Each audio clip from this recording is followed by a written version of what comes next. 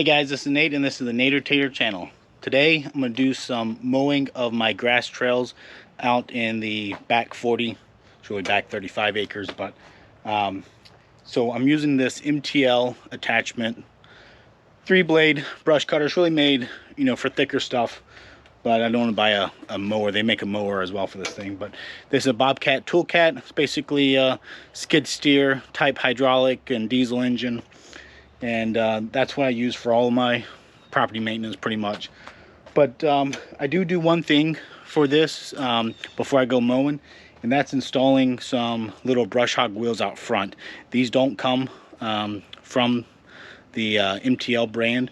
I made them myself, but they help with guiding it over the ground so I can put it in float mode and let it just kind of fall to the ground without digging in. These skids here will dig into the dirt if you go and float and try to turn. So I use it for thicker stuff. I have some other videos up on my channel where I'm cutting down trees and big thick brush, and I don't want the wheels out front because then the wheels get banged up and bent. So I take the wheels on and off. It's pretty easy. It's just 4 bolts.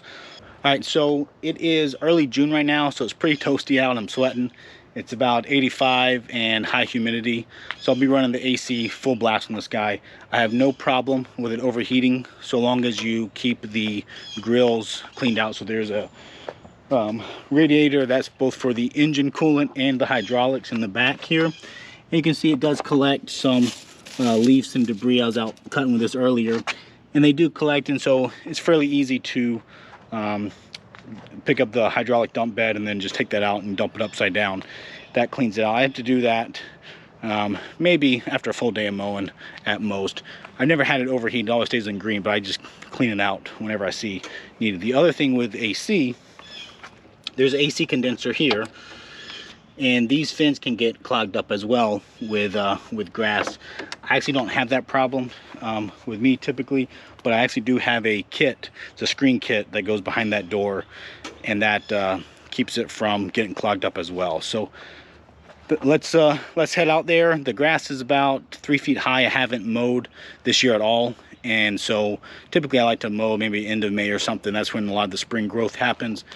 And so now it's really high. It's too high for my zero turn, and then after I do the big cut here in late spring, then I typically maintain it with my zero turn to get a nice clean cut. So let me throw the wheels on, and then we'll head out there. And I got about 4 to 5 miles of trails, all intertwining, and that's what I'll use to cut this. So tag along and let's see how it does.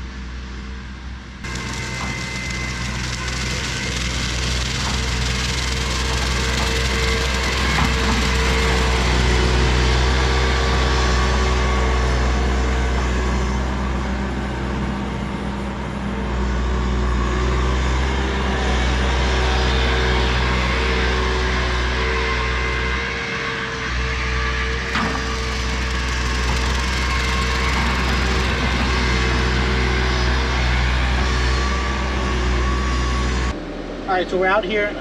There's one other trick I do, and that's with this guy's got 4-wheel steering, so I can actually turn the rear axle out a little bit, and then I'll lock into 2-wheel steering where the rear axle stays kind of crooked, and then I'm able to crab a little bit, and that keeps the cab further away from the woods and the the tree limbs, but keeps the brush cutter further offset. So I'm going to go ahead and do that. So just put a little degrees in there, and then I'm going to lock it into 2-wheel steering. So now my rear is going to be kicking a little to the right. And then I turn on my aux hydraulics, speed it up, I go to high flow, and then we're off.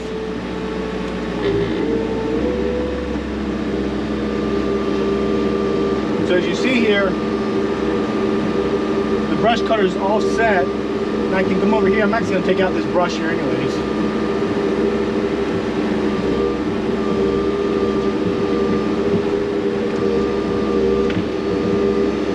So now I'm kind of going sideways, and that keeps the cab from getting hit with all these limbs.